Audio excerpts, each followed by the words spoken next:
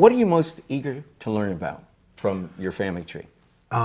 Actually, I don't know. I mean, I'm totally coming here unweighted, just curious to know. I think the one thing that I've always been slightly curious about, Ma, as you know, the family name. I now know you know many Ma's in China, but Ma means horse.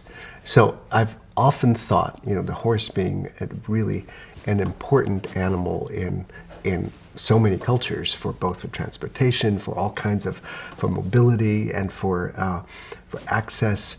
And so I was just wondering what, you know, what my family had anything to do with horses. With horses. So that might be indicative. Well, we're going to find out. Okay. When you were growing up, did your family talk much about the past, either in large terms, like what was happening in China, or in terms of your ancestors? Well, I think my parents both emigrated from China to go to France to study. So, so really there was the nuclear family of origin, and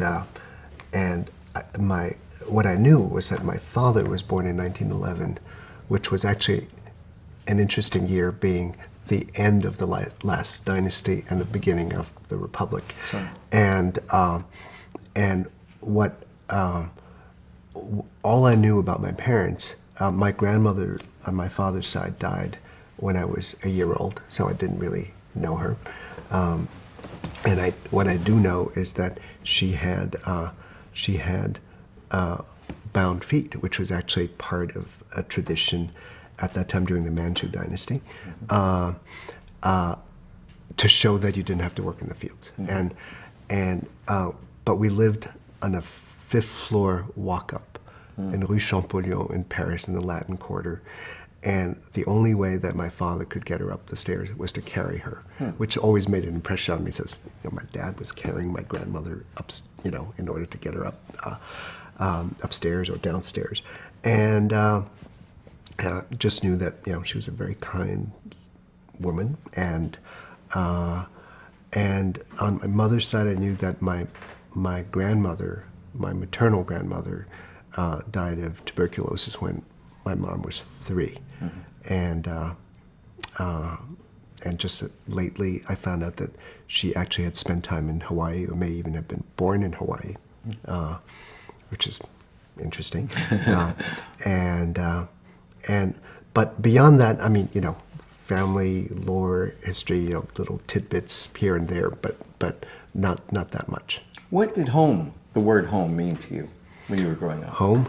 Yeah, when your family would say, well, my parents, when they would talk, home meant Piedmont, West Virginia, no matter where they were. It was your farm. Yeah, right? It was your farm in West Virginia. And for me, home was wherever my family was, and in fact, family of origin when I was growing up, and now obviously my wife and children, that's home. But I think home meant a number of different things psychologically also. I think one of the funny moments in my life happened when we moved from France to America, because our French friends would say, why would you move to America? This is the greatest country in the world. And my parents would say, China is the greatest country in the world. And I would say, then why are we living in France? And we moved to America, and people said, America, that's the greatest country in the world. And so I was kind of struck by different people whom I respected a lot, telling me that, you know, this is the best thing, and more or less contradicting the other. And I said, well, did that mean that one had to choose where home was? And I, you know, as a young kid, sort of made a decision to say, you know, I don't want to choose. I liked the places that I've been at. You know, there's certain things I appreciate more than others, and in fact, so I kind of made it my business in life, in some ways, not to choose and to actually partake in all these different kinds of homes. So you were multicultural from the get-go. Or either that, I could make a decision.